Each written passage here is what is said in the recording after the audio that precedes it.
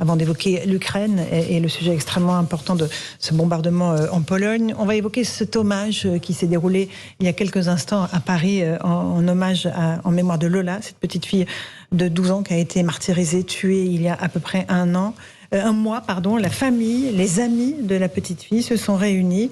Jeanne Cancard, vous êtes sur place avec Fabrice Elsner. L'hommage se poursuit encore à l'heure actuelle. Il y a beaucoup d'émotions sur place. Eh bien Laurence, l'hommage est maintenant terminé, mais il y a encore en effet des habitants et des parents d'élèves qui viennent ici pour se recueillir puisqu'un cahier a été mis à leur disposition ici sur le parvis de l'hôtel de ville pour venir écrire un mot. Ce sont parfois des parents d'élèves, des habitants du quartier qui nous ont dit qu'ils ne pouvaient pas venir à l'hommage ici à 16h et travailler, mais après leur journée, ils tenaient à venir ici pour rendre ce dernier hommage à Lola, un hommage digne comme le souhaitaient les parents, un hommage qui a été marqué évidemment par des temps forts. Le premier, c'est cet arrêt qui a été fait devant la résidence de Lola, le 119 de la rue Manin, là où elle habitait avec sa famille, puis là où elle a été assassinée. Une musique, sa musique favorite, qui porte d'ailleurs son prénom, a été entonnée. Puis évidemment, second temps fort, c'est la prise de parole pour la première fois en public de sa maman, qui a évidemment parlé de sa fille et puis a aussi parlé de la façon dont, avec cette famille, sa famille, ils allaient tenter de se reconstruire, essayer de comprendre l'incompréhensible et puis essayer de survivre après ce qu'ils appellent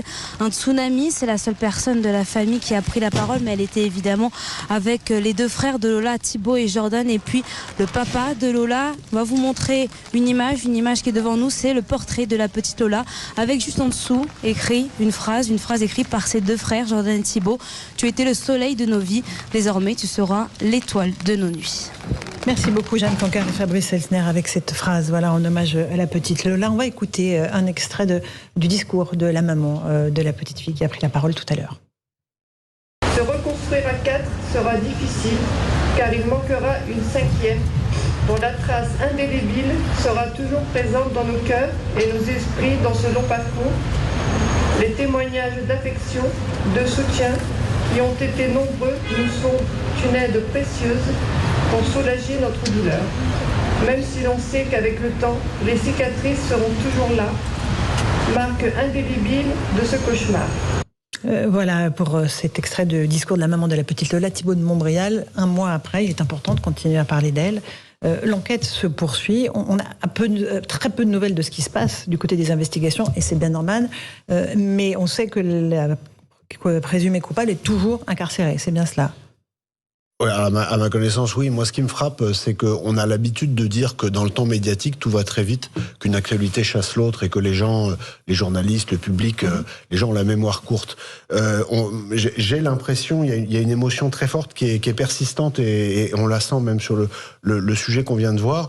Moi, j'ai l'impression, j'ai même la conviction que cette affaire est déjà, mais va continuer à être une affaire emblématique des multiples maux de notre société, de la violence dont on parle malheureusement souvent sur ce plateau. Pourquoi ? Et ça va continuer. C'est pas cette affaire Lola, elle est partie pour vraiment marquer l'année et peut-être les années qui viennent. Je pense qu'on va continuer à suivre et à être ému. Pourquoi est-ce qu'elle est aussi symbolique? Pourquoi est-ce qu'elle marque autant l'opinion publique? Alors peut-être Thibaut de Montbrial et ensuite Geoffroy Lejeune. Oui, mais Geoffroy vient de le dire, il dit parce que c'est une enfant, c'est parce que c'est une enfant, parce que l'affaire Lola, c'est un miroir dans lequel on se voit tous. On est parents, on est grands frères, voilà, c'est quelque chose qui peut nous frapper tous. Ça se passe en plein Paris avec quelqu'un qui semble-t-il connaissait la famille, avec ensuite toutes les problématiques juridico-administratives qui se sont ajoutées sur cette fameuse OQTF qui n'avait pas été exécutée, etc. Il y a de façon sous-jacente la question de la psychiatrie et du droit pénal, parce qu'il y a des choses qu'on commence à dire et à lire sur l'auteur présumé, dont il faut être prudent. Mais enfin, il y a quand même des choses qu'on découvre. Bref, c'est une espèce de bouillonnement d'un certain nombre de sujets qui nous renvoient aux difficultés de l'époque. Et je pense que cette émotion va perdurer. Geoffroy Lejeune, c'était une affaire extrêmement symbolique, lourde, qui marque l'opinion publique française durablement.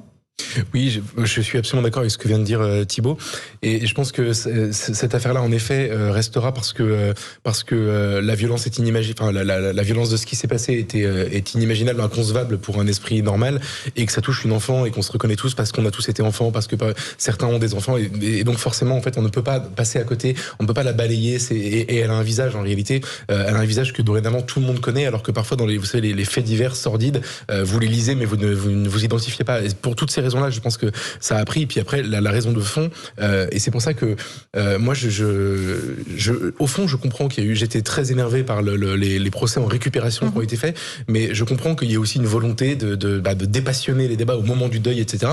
Maintenant, il y a un enjeu, un vrai enjeu, c'est que cette affaire, en effet, elle a marqué les gens, et j'aimerais qu'on évite de sombrer dans ce qu'on a pu faire parfois, notamment après les attentats, par exemple.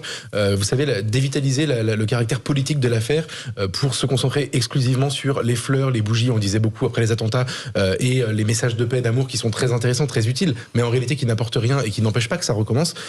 Et dans cette affaire, je pense que Thibaut l'a déjà dit, mais il y a la question de l'immigration qui n'est pas gérée, c'est-à-dire c'est cette OQTF, le caractère, la situation administrative de l'assassin qui était clandestine sous OQTF et donc qui n'aurait pas dû être là. Et ça, évidemment, c'est un problème dont il faut parler et qu'il faudra continuer à surveiller. Et puis le lien, évidemment, au fond, qui était encore indicible il y a quelques mois et qui dorénavant est reconnu, y compris même au sein du gouvernement, entre certains immigrés et la délinquance, voire la criminalité. Donc ce sont des choses qui sont des tabous français, en réalité, dont on ne peut pas parler ou difficilement, ou alors on prend le risque de se retrouver dans les tribunaux, et qui ont éclaté avec cette affaire-là. Donc je pense que il y avait les deux. Enfin, il y avait l'émotion parce que c'était une fillette, et en même temps ces sujets-là qui sont sous-jacents, qui sont prégnants dans notre débat public. Karim Zerbi, vous êtes d'accord avec ça ? Non, mais il n'est pas question de dévitaliser le débat politique français. Donc, je crois qu'il faut savoir dissocier surtout la compassion que l'on peut avoir pour la famille, la manière dont on peut analyser effectivement cette manifestation aujourd'hui, beaucoup de dignité de la part des parents, c'est le cas depuis le départ, leur volonté de créer une fondation pour tous les enfants qui seront victimes de violences, et ces parents-là, je dirais, ils sont pas dans le débat politique au sens où Paul entend Geoffroy, il faut aussi le comprendre, ça, et l'accepter. Donc après, ça n'enlève rien au débat politique qui doit avoir lieu. Mais là, aujourd'hui, nous devons commenter une douleur, la partager, c'est un émoi national. Ce qu'a dit Timon de Montbrial sur le fait que ça ne s'arrêtera pas demain, il a totalement raison, parce que c'est une enfant, parce que l'auteur du crime a des caractéristiques qui sont inattendues, par-delà sa situation administrative qui pose effectivement question politique, le fait que ce soit une jeune femme qui se mettait sur TikTok, c'est pas le profil d'une criminelle atroce. Or, potentiellement, elle est présumée de coupable. C'est le cas. Donc, je veux dire, nous, aujourd'hui, moi, encore une fois, je suis totalement absorbé par l'émotion des parents et l'émotion qui est la nôtre, avec la dignité qui est celle de ses parents. Un mot de Joseph Massescaron. Il y a deux éléments peut-être supplémentaires. Le premier, c'est que à l'état brut, nous avons, d'une manière extrêmement saisissante, pris conscience de ce qu'est le mal.